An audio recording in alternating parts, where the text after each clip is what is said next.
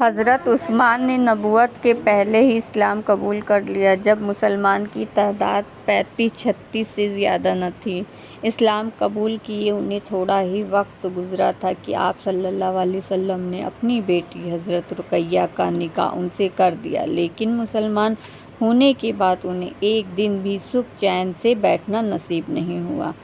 ان کا گھرانہ بڑا طاقتور تھا اور پھر وہ خود بھی بڑے مالدار تھے۔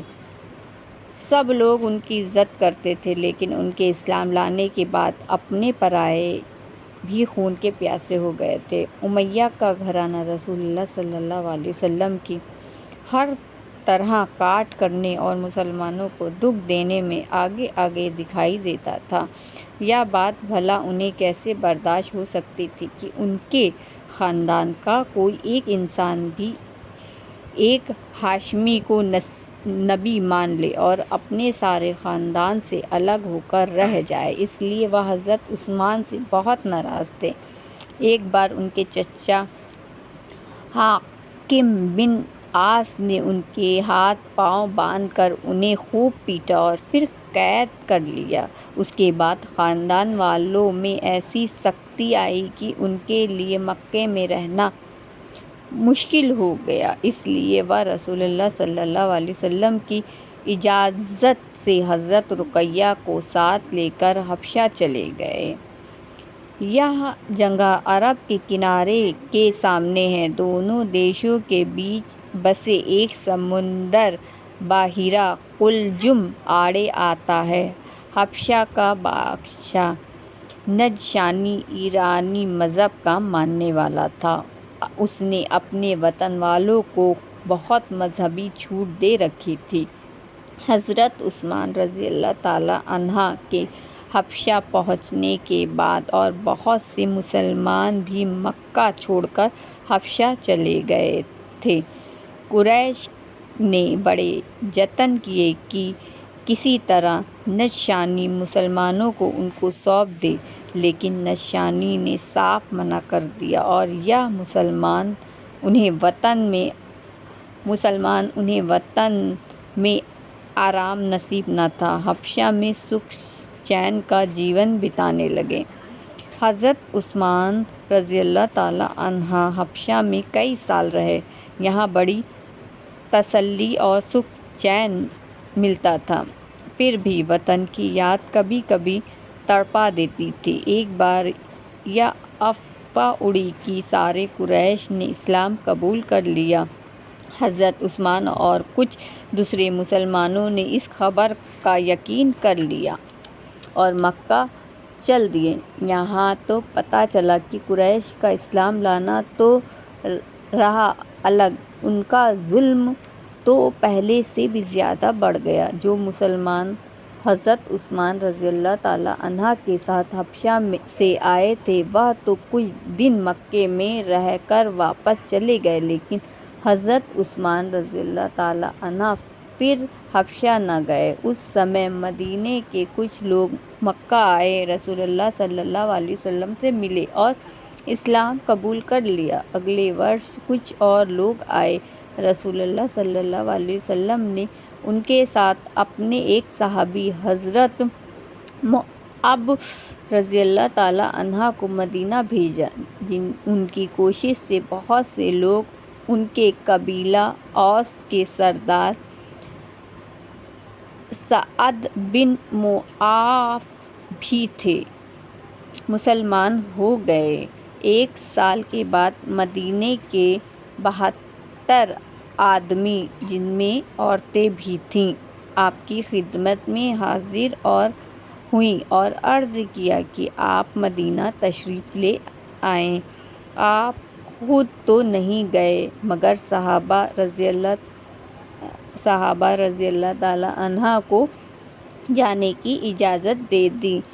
اب سب مسلمان ایک ایک کر کے مدینہ جانے لگے تو حضرت عثمان بھی اپنے گھر والوں کو لے کر مدینہ روانہ ہوئے۔ جب سارے مسلمان مدینہ جا چکے تو حضور پاک صلی اللہ علیہ وسلم نے حضرت ابوبکر صدیق رضی اللہ تعالیٰ عنہ کے ساتھ ہجرت کی اور حضرت علی رضی اللہ تعالیٰ عنہ کو حضور صلی اللہ علیہ وسلم نے لوگوں کی امانتیں لوٹانے کے لیے مکہ ہی میں چھوڑ دیا۔ وہ آپ سب سے بعد مدینہ پہنچے۔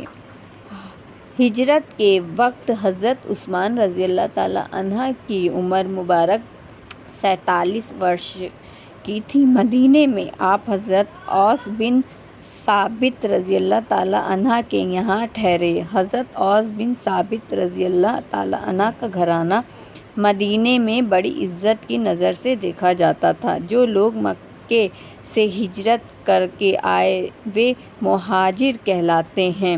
مدینے کے جن لوگوں نے ان کی مدد کی وہ انصار کہلاتے ہیں۔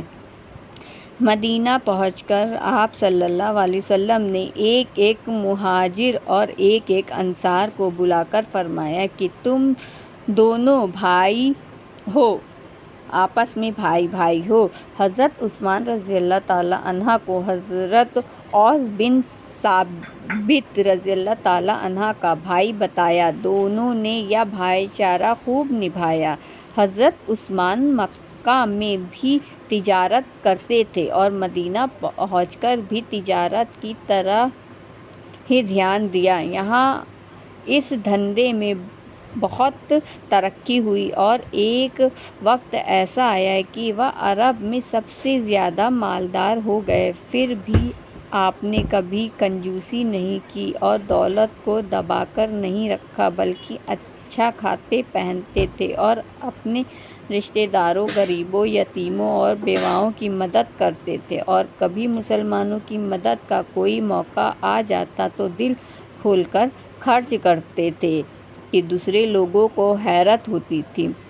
مدینہ آئے ہوئے ابھی تھوڑا ہی دن ہوئے تھے کہ پانی کی کمی پڑ گئی۔ سارے شہر میں بس ایک یہودی کا میٹھے پانی کا کنواں تھا جس کا پانی لیا جاتا تھا۔ وہ پیسے لیے بنا کنویں سے پانی نہیں بھرنے دیتا تھا۔ آپ نے اس کنویں کو خریدنا چاہا، یہودی بیچنے کو تیار ہی نہ ہوتا تھا۔ بڑی مشکل سے 12,000 درہم میں کنویں کا آدھا حق بیچنے پر راضی ہوا۔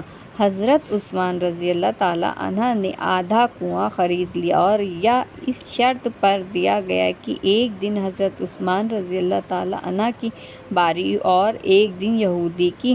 جس دن حضرت عثمان رضی اللہ تعالیٰ عنہ کی باری ہوتی تھی سارے مسلمان 2 دن کا پانی بھر لیتے تھے۔ بعد میں یہودی باقی آدھا حصہ بھی بیچنے پر راضی ہو گیا۔ حضرت عثمان رضی اللہ تعالیٰ عنہ نے اسے بھی 8,000 درہم میں مسلمانوں کو خرید کر دے دیا۔